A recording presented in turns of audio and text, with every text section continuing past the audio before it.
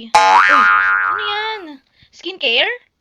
Kainin na ha. Via, use your, ayun ba ginagawa mo? Shh, Via. Hello? What are you doing naman?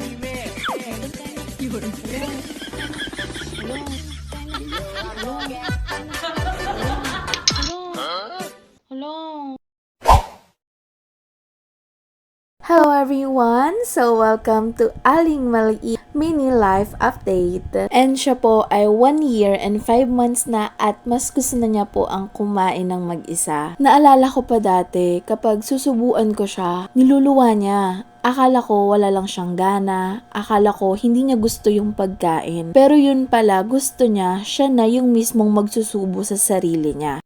Kaya simula ngayon, hinahayaan na namin na siya yung kumain mag-isa. Pero at the same time, habang kumakain siya, habang sinusubuan niya yung sarili niya, sinusubuan ko din siya. Ganun yung ginagawa namin kasi minsan, pinaglalaroan niya yung pagkain. Pero sabi ng mga pedya, hindi naman daw intensyon ng mga bata na paglaruan yung pagkain or sayangin. Ang terms pa nga na ginagamit nila is explore. And explore daw ng mga bata yung texture ng food, yung taste, ganon. Pero syempre, as a dragon mommy, charot.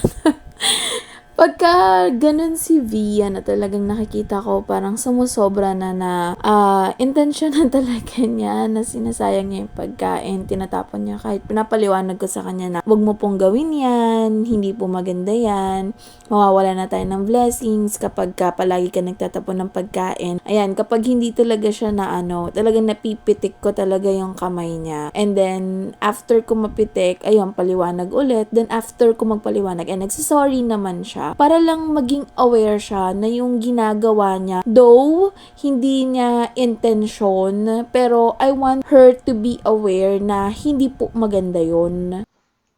Dada. Wala si Dada, nag-work. Nag-work na po. Dada. Opo, wala po. Dada. Tapos nung time na yan, habang kumakain siya, hinanap niya yung dada niya. Kaya ang ginawa ko na lang niyan, kinuha ko yung picture nung dada niya, tapos ayun na lang inabot ko sa kanya. Sino yung kasama ng Dada mo? Sino yung kasama niya? Sino yan yung kasama? Sino? Ang galing ah. Sino yung kasama ni Dada mo? Sino to? Ito, sino yan? Who's this one? Who's this? Mommy. Mami na. Mommy. Mommy. Mami. Mami. Mami. Oh, mommy. This one is? Look. Look, anak. Look here. Here. Who's this, anak? Via. Mama. No, ito tinuturo ko to. Sino po ito? Yes, this one is? Who's this? Daddy. Who's this? Ah, okay. And yes, tama po yung pagkakarinig nyo. Nababanggit na ni Via ang mommy. Ayan, di ba? Inulit-ulit ko. At bulong lang ang pagkakasabi niya. Kaya ang ginawa ko talaga, 100 volume ang pagkaka-edit ko para rinig na rinig. Hindi lang siguro halata sa video, pero nung time na yan, kinikilig talaga ako nung nasabi niya yung mommy. Actually, hindi naman yun yung first time na nasabi niya yung mommy, pero ang sarap lang, ulit-ulitin. Ang sarap nga maging ringtone eh. So, yun na nga. Back to the video, habang kinikiss-kiss niya dyan yung picture, nawala na siya ng gana kumain. Kaya eto na yung next na nangyari. Day. Uy, ano yan? Skincare? Kainin na ha. Via, use your, ayun ba ginagawa mo? Shh, Via. Hello? What are you doing naman? Oh, dali na, kain na. Hello?